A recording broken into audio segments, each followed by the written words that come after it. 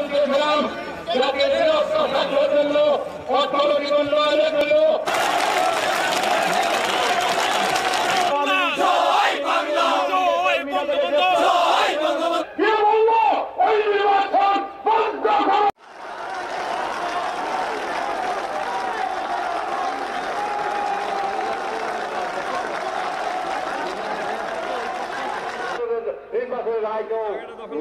মেনে নেবে এই কথা বলে আমি আমার বক্তব্য এখানে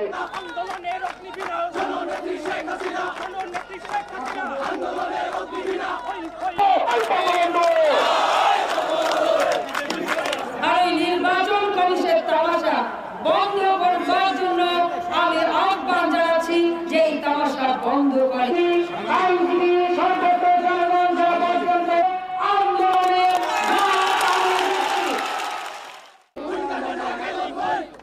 শ্রদ্ধা জানাচ্ছি, তাদের আত্মার মাগফিরাত কামনা করছি। সেই সঙ্গে সঙ্গে আমি প্রধানমন্ত্রীকে জিজ্ঞাসা করি, সংবিধান রক্ষার নাম করে